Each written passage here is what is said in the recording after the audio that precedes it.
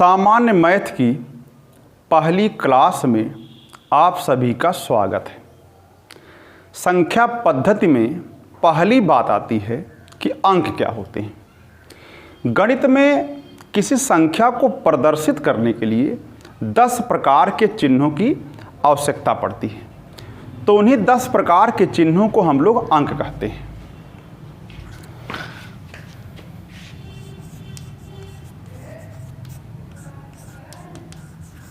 Digit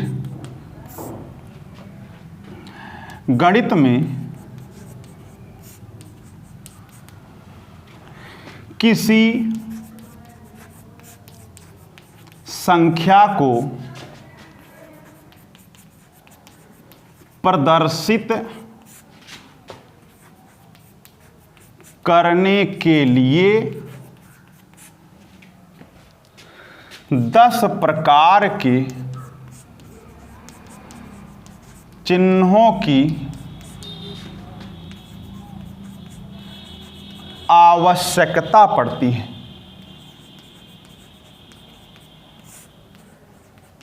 होती है, जिन्हें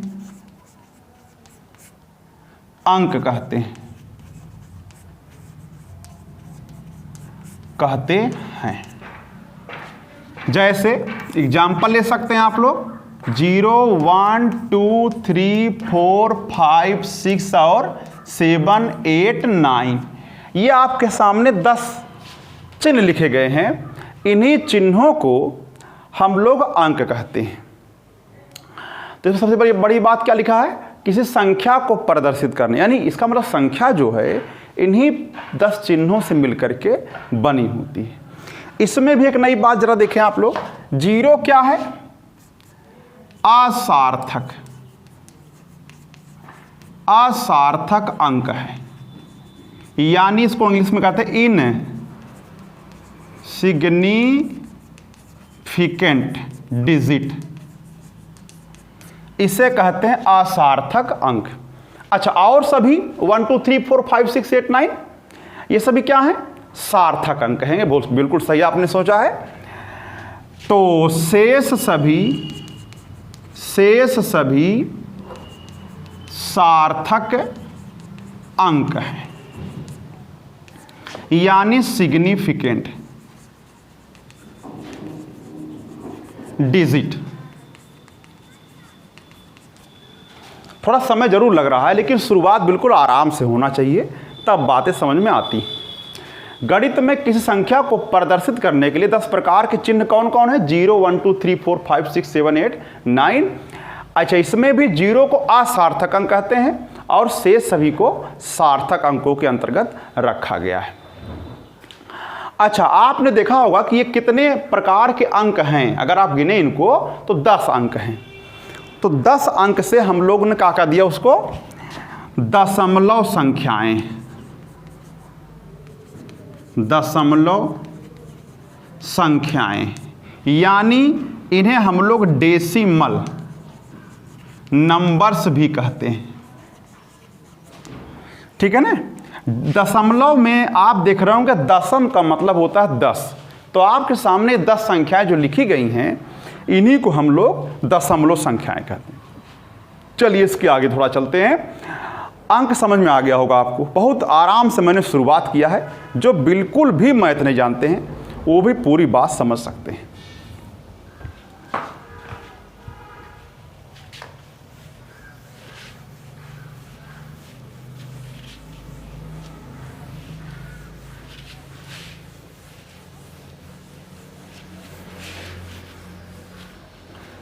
अगली बात आती है संख्या, यानी नंबर। नंबर क्या होता है? संख्या क्या होती है? अंकों के सार्थक समूह को संख्या कहते हैं।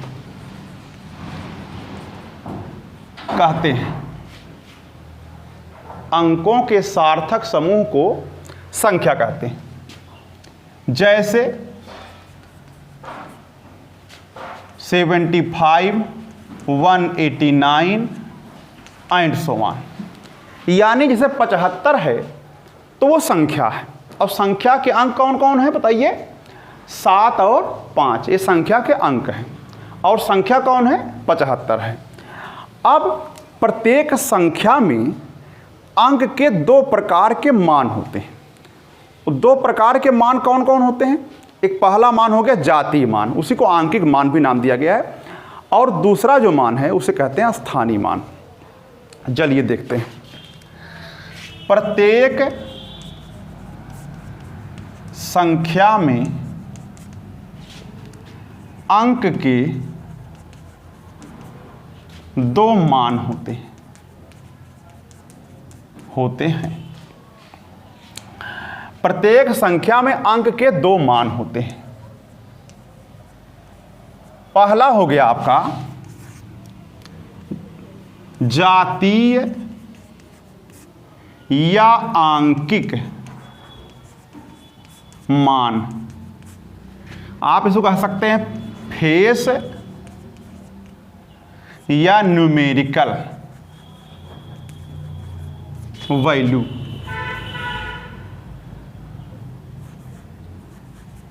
न्यूमेरिकल वैल्यू एग्जाम्पल के तौर पर आप देख सकते हैं 5 का जातीय मान होगा 5। ऐसे ही 0 का जातीय मान होगा 0। यानी प्रत्येक संख्या का जो जातीय मान होता है वही संख्या खुद होती है। अच्छा, तो जातीय मान या आंकिक मान समझ में आपको आ गया। अच्छा बताइए 7 का जातीय मान क्या होगा? 7 होगा। 8 का जातीय मान क्या होगा? 8 होगा। चाहे जहां हो रहे उससे मतलब नहीं है, लेकिन अगर जातीय कहा जाए या आंकिक कहा जाए तो उसका वही मान होगा जो वो खुद है। जैसे 7 का 7 होगा, 8 का 8 होगा, 9 का 9 होगा, 0 का 0 होगा। तो आपने समझ लिया कि 5 का जातीय मान 5 है, 0 का जातीय मान 0 है। समझ में आ गया?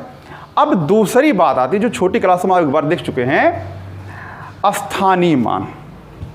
दूसरी बात आती है स्थानीय मान यानी प्लेस वैल्यू। प्लेस वैल्यू स्थानीय मान क्या होता है? जैसा कि आपको स्पष्ट हो जा रहा होगा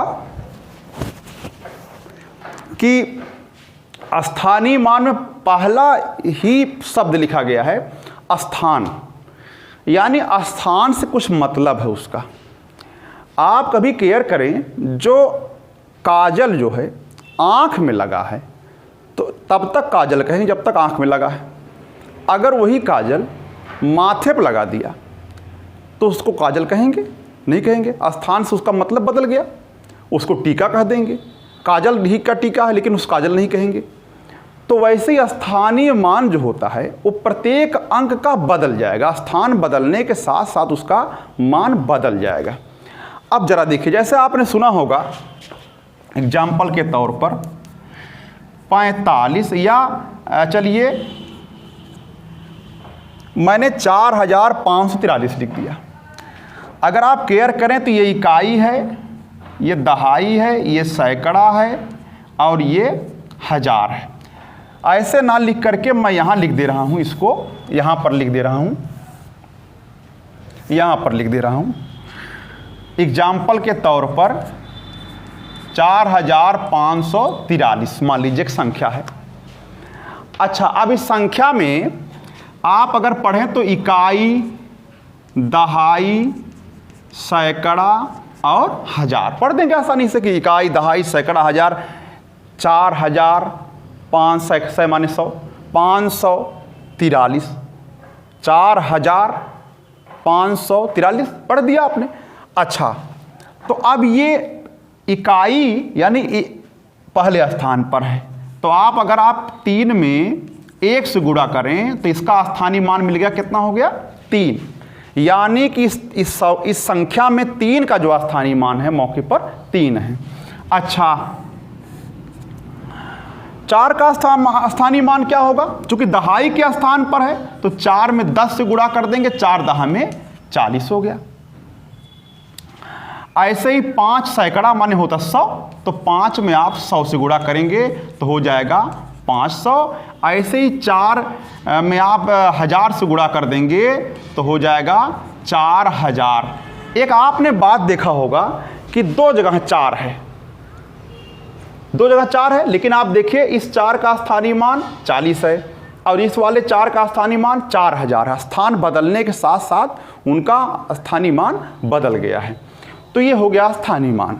समझ में आ गया होगा आपको, आशा करता हूँ। तो ऐसे ही, लेकिन अगर मैं जातीय मान की बात करूं तो 4 चाहे यहाँ हो चाहे यहाँ हो, वो जातीय मान उसका 4 खुद सिर्फ 4 होगा, लेकिन स्थानीय मान एक बार देखिए 40 है, एक बार देखिए 4000 है। आई बात समझ में। अब थोड़ा आगे चलते हैं, अब काम की बात देखते हैं।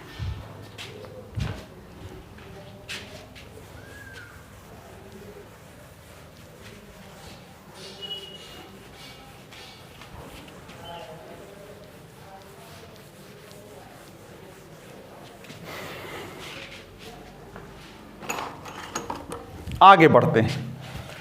अब आगे अगली हेडिंग है संख्याओं के प्रकार।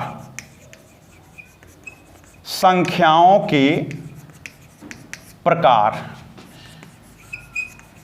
Types of number.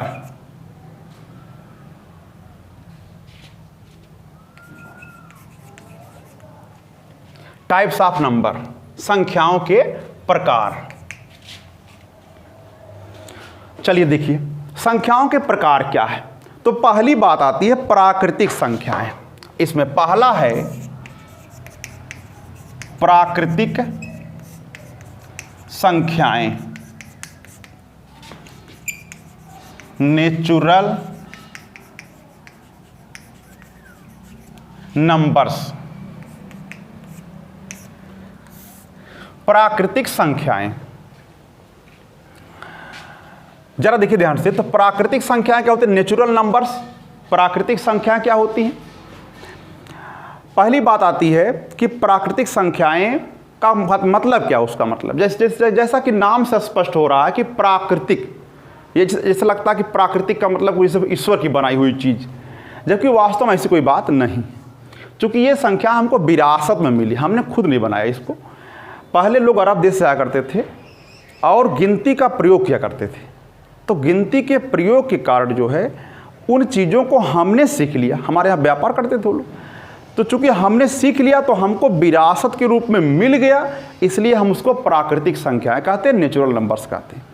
अच्छा, दूसरी बात, अब इसमें जो है, इससे चूंकि अरब देश के लोग यहाँ हैं तो अरबिक न्यूमेरल्स भी नाम रखा गया है, लेकिन वो सब मैं बातें नहीं कहूँगा, यहाँ मैं सिर्फ काम की बातें कहूँगा। तो प्राकृतिक संख्याएं क्या होती हैं, यानी जिन संख्याओं का प्रयोग हम वस्तुएं गिनने में करते हैं, वस्तुएं गिनने में। जैसे हमारे पास देखिए कितनी वस्तुएं हैं, कितने आम हैं, तो आप कह देंगे 4 आम हैं। तो हमने 4 का प्रयोग किया ना। अच्छा, तो कहीं पर माइनस का प्रयोग नहीं होगा, इसमें कहीं पर 0 का प्रयोग नहीं होगा, क्योंकि 0 कोई किसी वस्तु गिनने में आपने 0 का प्रयोग किया है कभी, कि जैसे 0 वस्तु, 0 आम, 0 आदमी, कभी ऐसा पॉसिबल है? 0 हो सकता कुछ नहीं। हाँ, लेकिन 0 से बनी हुई संख्या जैसे 10, तो 10 उसमें रहेगा प्राकृतिक संख्या में। 100 भी प्राकृतिक संख्या में रहेगा, लेकिन खुद अकेला 0 नहीं रहेगा। कारण क्या है? क्योंकि 0 जब आप किसी वस्तु को गिनते हैं तो हमेशा उस वस्तु को गिनने की शुरुआत 1 से होती है। एक वस्तु होगी, ये अगर वस्तु नहीं होगी तब आप 0 कहेंगे। क्योंकि हमें वस्तुएं गिनना है, तो जब भी वस्तु गिनना रहेगा तो हम शुरुआत करेंगे 1 से। 1 आम, 4 आम, कभी 0 आम सुना आपने? हमारे पास 0 आम है, ऐसा पॉसिबल है क्या? नहीं होता। तो जरा देखिए, तो हम वस्तुओं को गिनने में जिन संख्याओं का प्रयोग करते हैं उन्हें हम लोग प्राकृतिक संख्याएं कहते हैं। मैं लिख दे रहा हूं इन बातों को। वस्तुएं गिनने में जिन संख्याओं का प्रयोग होता है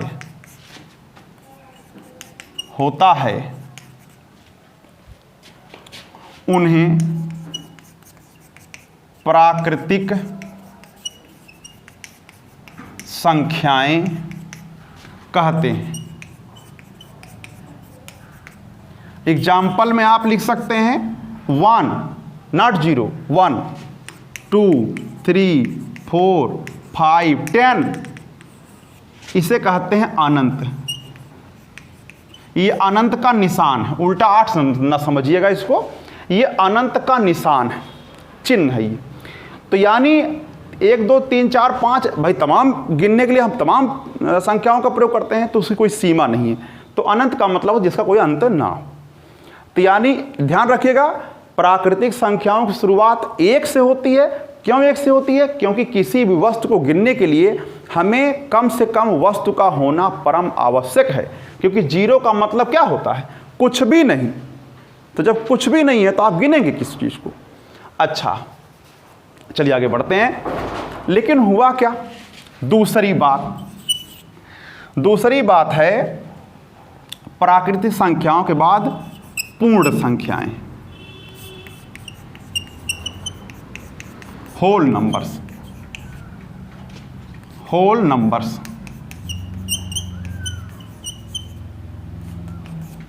पूर्ण संख्याएं। अब ये पूर्ण संख्याएं क्या होती हैं? ध्यान रखिएगा, अब चूंकि संख्याएं पूर्ण नहीं थी, 1 से लेकर के आपने अनंत तक गिना था, तो जब हम 0 को भी उसमें मिला दिए तो संख्याएं पूर्ण हो गई। यानी कि 0 और 0 और या 0 और प्राकृतिक 0 और प्राकृतिक संख्याओं का 0 और प्राकृतिक संख्याओं का सम्मिलित रूप पूर्ण संख्याओं के अंतर्गत आता है। पूर्ण संख्याएं कहलाती हैं।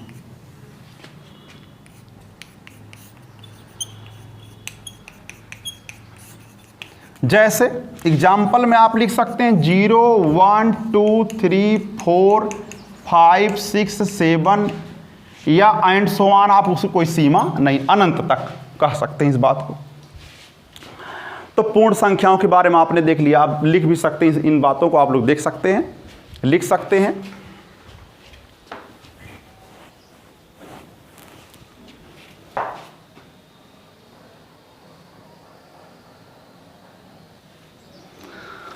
चलिए अब आगे बढ़ते हैं।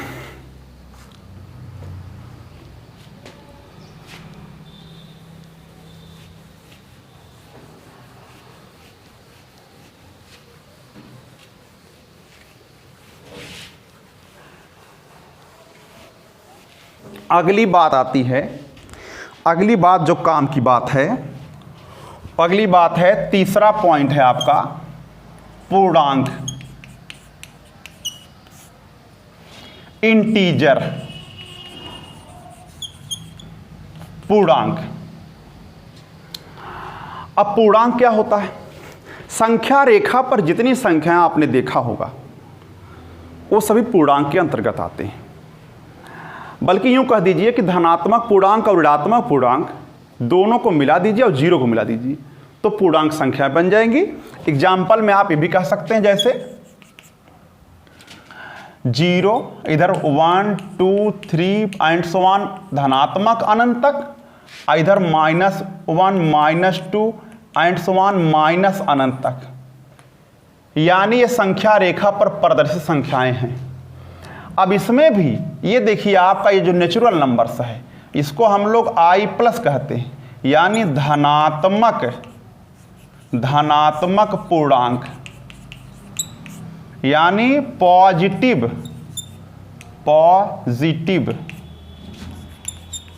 इंटीजर। और इसको हम लोग कहते हैं i माइनस, ऋणात्मक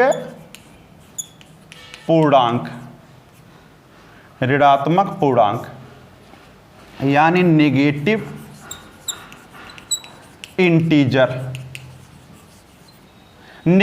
इंटीजर। तो धनात्मक पूर्णांक, ऋणात्मक पूर्णांक और जीरो को मिला करके पूरी तरीके से इंटीजर बनता है। अच्छा, तो अब काम की बात जरा देखेंगे कि आपको समझ में आएगा कि ये धनात्मक पूर्णांक है, यानी धनात्मक पूर्णांक को ही हम लोग प्राकृतिक संख्याएं भी कह सकते हैं। और सबसे बड़ी बात है कि जीरो पूर्णांक है, ना तो धनात्मक और ना ही ऋणात्मक, ना ही ऋणात्मक पूर्णांक, ना ही ऋणात्मक पूर्णांक। ठीक है ना, पूर्णांक तो है लेकिन ना तो धनात्मक कहा जाएगा और ना ही ऋणात्मक कहा जाएगा, ध्यान रखिएगा। तो इसको आप लिख सकते हैं पूर्णांक हो गया। आगे बढ़ते हैं।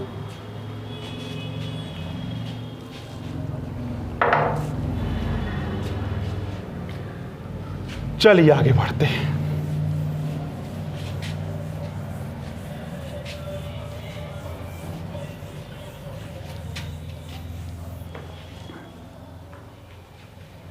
चलिए अगली बात आती है, चौथा पॉइंट है सम संख्याएं।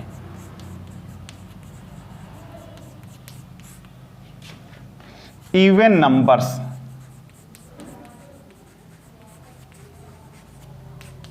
सम संख्याएं क्या होती हैं? परिभाषा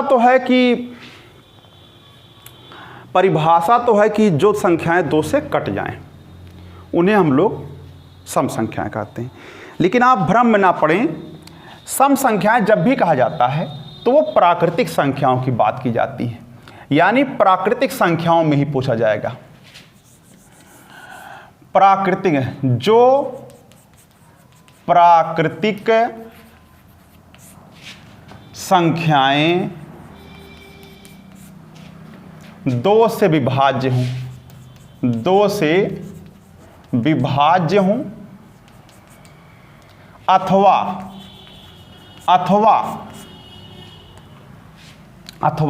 चूंकि दो से विभाजित खोजना पड़ता है कि यार कैसे कटा, कौन कटेगा कौन नहीं कटेगा, खोजना पड़ता है। चूंकि सब मैथ के बहुत जानकार नहीं है तो इसलिए हमने एक तरीका और खोजा, देखते ही बता देना। अथवा जिन संख्याओं के अंतिम अंक, जिन संख्याओं के अंतिम अंक दो से विभाज्य हो,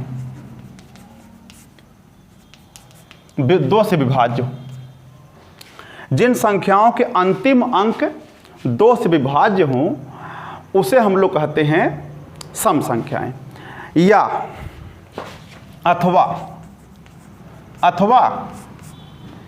जिन संख्याओं के अंतिम अंक 0, 2, 4, 6, 8 में से कोई हो, जिन संख्याओं का अंतिम अंक 0, 2, 4, 6, 8 में से कोई हो।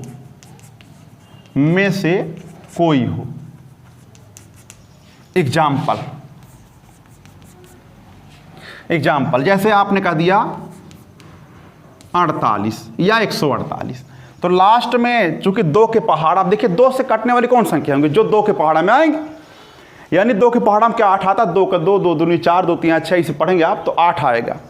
इसका मतलब है कि लास्ट वाली संख्या दो से कट जा रही है। कोई भी संख्या अगर दो से कटना देखना है कि दो से कट रहा है नहीं कट रहा है, तो लास्ट वाली संख्या अगर दो के पहाड़ा में आती है तो पूरी संख्या दो से कट जाएगी बिना कहे। अच्छा, 50 दो के पहाड़ा में अगर आप देखें तो 0 भी आता है, ठीक है ना। अच्छा, या लास्ट में आप देख लीजिए, कुछ ना करिए, कुछ भी ना सोचिए, खाली इतने सोच लीजिए कि लास्ट में अगर 0 आ जाए, कितना बड़ी संख्या लिखी रहे, या 2 आ जाए, या 4 आ जाए, या 6 या 8 आ जाए, इन पांचों में से कोई आ जाए तो संख्या सम संख्या होती है। जैसे ये 50 देखिए लास्ट में 0 है, ये लास्ट में 8 है, या कुछ भी लिखिए या यहाँ पर 6 लिख दिया गया लास्ट में, इतनी बड़ी संख्या है। तो आपने देखा कि लास्ट वाली संख्या 6 है, या लास्ट वाली जो संख्या है वो 2 के पहाड़ा में आती है बस, तो यह 2 के टेबल में आ रही है, तो ये संख्या का क्या कहलाएगी बताइए? सम संख्या। चलिए, अच्छा, कभी कभी क्वेश्चन आ जाता है एग्जाम्पल में, क्वेश्चन आ जाता है कि यदि ए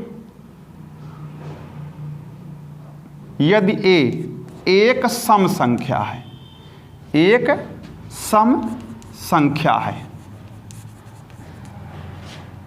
तो a² + 1 क्या होगा? या आप कह दीजिए कि +2 क्या होगा? क्या होगा ये पूछ लेता, छोटी सी बात। तो आप मान लीजिए, जैसे a बराबर माना कुछ भी, चाहे 2 माने चाहे 4 माने, जो पावन, चलिए मान लीजिए 2 मान लिया या 4 ही मान लिया, तो a² + 2 यानी 4² + 2, 4 का वर्ग 16 और 2 18। 18 भी क्या बताइए? सम संख्या है। यानी अगर a सम संख्या है तो a² + 2 भी सम संख्या होगा। या ऐसे तमाम क्वेश्चन बन जाते हैं। चलिए मैं आगे बढ़ता हूं।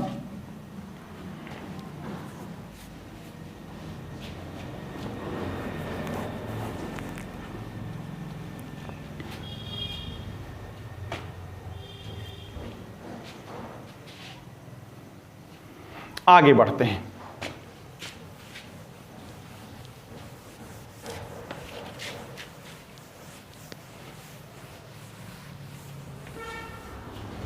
थोड़ा आगे बढ़ते हैं। अब आती है बात की शब्द की। अब प्राकृतिक संख्याओं की शुरुआत कहां से होती है? 1, 2, 3, 4, 5, 6 एंड सो ऑन अनंत तक, ये प्राकृतिक संख्याएं।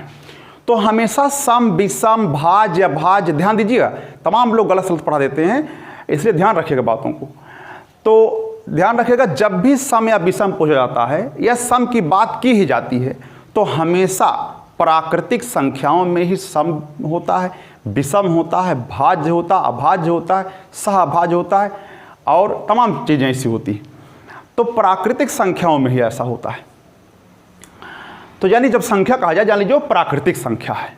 ओके, जरा देखिए। तो अगर हम पूछे सबसे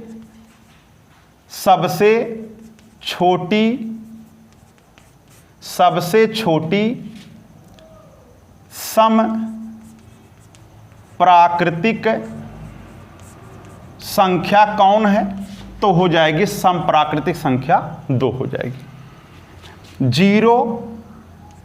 जीरो क्या है? जीरो क्या है? ना तो सम है और ना ही विषम है। विषम है, ना ही सम है और ना ही विषम है। जीरो क्या है? देखिए, कुछ लोग कहते हैं सम है। जीरो से बनी संख्याएं, यानी जीरो जिसके पीछे जुड़ जाए वो सम है, लेकिन खुद अकेला जीरो सम नहीं है, क्योंकि वह प्राकृतिक संख्या के अंतर्गत नहीं आता है। जब भी सम, विषम, भाज्य, अभाज्य, हमने 20 बार कहा ये बात, जब भी सम विषम की बात की जाएगी वो हमेशा प्राकृतिक संख्याओं की बात की जाए। प्राकृतिक संख्याओं की शुरुआत कहाँ से होती है? 1 से होती है, और 1 के बाद 2, 3, 4, 5 में आप देख के जान जाए कौन सम कौन विषम है।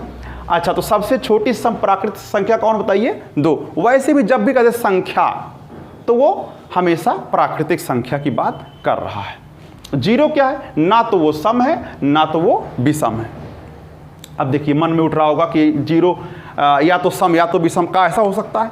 नहीं, ना तो सम ना ही विषम, यानी ना वो सम है ना वो विषम है। चलिए आगे बढ़ते हैं। और सबसे बड़ी सम प्राकृतिक संख्या क्या होती है? ज्ञात नहीं कर सकते, ज्ञात नहीं या प्राप्त नहीं कर सकते, नॉट डिफाइंड, प्राप्त नहीं कर सकते।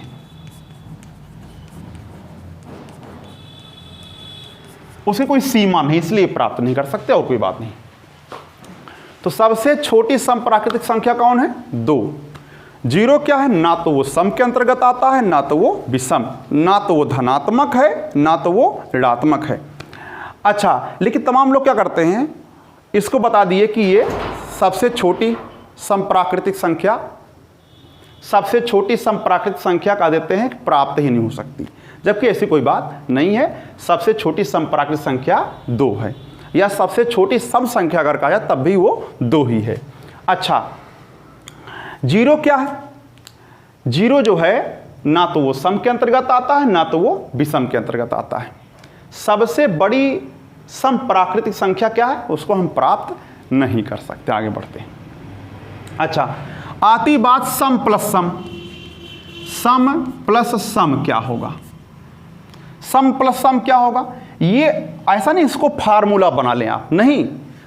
सम का मतलब आप सब जानते हैं 2, 4, 6, 8 सम संख्याएं हैं, तो आप तुरंत मन में ही 2 लिखिए, यहाँ 4 लिखिए, 4 और 2 6 हो जाएगा, यानी ये भी क्या होगा? आपका सम ही प्राप्त होगा।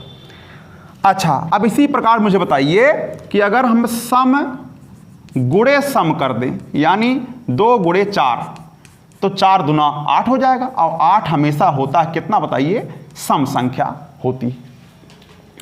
तो कहने का मतलब है कि इस प्रकार के फार्मूले बनाने की आवश्यकता आपको नहीं है। सम कह दिया जाए अगर आपसे, तो आप 2, 4, 6, 8 में से कोई भी मान करके उसको आप सॉल्व कर सकते हैं आसानी से। चलिए, अच्छा, अब इसके बाद हम आगे बढ़ते हैं। तो ठीक, आगे बढ़ते हैं। विषम संख्या क्या होता है?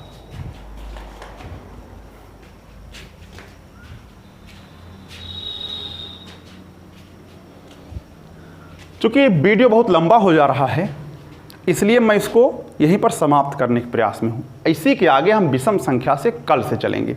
तो ध्यान रखिएगा, आज क्या क्या बातें हुई हैं कि अंक क्या होते हैं। अंक क्या होते हैं? किसी भी संख्या को व्यक्त करने के लिए जिन 10 चिन्हों की आवश्यकता होती है उन्हें अंक कहते हैं। 0 क्या है? इनसिग्निफिकेंट, यानी असार्थक अंक है। और शेष सभी 1, 2, 3, 4, 9 तक क्या है? सार्थक अंकों के अंतर्गत आते हैं। संख्या में अंक के 2 मुख्य मान होते हैं, एक जातीय मान होता है और एक स्थानीय मान होता है। तो जातीय को आंकिक मान भी कहते हैं। प्रत्येक संख्या का जातीय या आंकिक मान वही संख्या खुद होती है, लेकिन स्थानीय मान स्थान पर डिपेंड करता है। जैसे जो काजल आंख में लगा है, वही काजल अगर माथे पर लग जाए तो क्या कहेंगे? उसको काजल कहेंगे? नहीं। तो उसी प्रकार से अगर स्थान बदल जाए संख्याओं का, जैसे इकाई, दहाई, सैकड़ा आपने लिखा, 45 लिख दिया, तो 45 में कौन बड़ा है? 4 बड़ा है। कारण क्या है? क्योंकि 4 दहाई के स्थान पे है, यानी वो 40, 4 नहीं, वास्तव में क्या है? 40 है। अच्छा, जैसे देखिए, अभी मैं कह दूं 45 में बताइए 4 बड़ा है कि 5 बड़ा है? तो आप कहेंगे 5 बड़ा, लेकिन वास्तव में 5 बड़ा नहीं, कौन है बताइए? 4 बड़ा, क्योंकि दिस इज इक्वल टू 40। इकाई दहाई, यानी दहाई मतलब क्या? 10 से गुणा होगा। अच्छा, और दिस व्हाट दिस? ये सिर्फ 5 है। कौन बड़ा हुआ बताइए? अब 40 बड़ा हुआ, यानी 4 बड़ा है। तो स्थानीय मान, यानी 4 का स्थानीय मान 40 स्थान पर डिपेंड करता है। संख्याओं के प्रकार क्या है? प्राकृतिक संख्या है, पहला प्रकार है। प्राकृतिक संख्याओं में क्या बताइए? प्राकृतिक संख्या जिन संख्याओं का प्रयोग हम वस्तुओं को गिनने में करते हैं।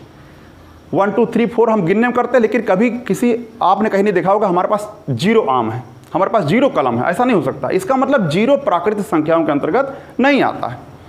अच्छा, उसके बाद बात आती है किसकी?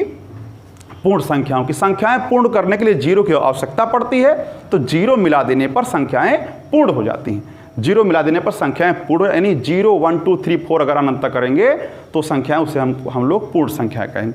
अगली बात आती है पूर्णांक की।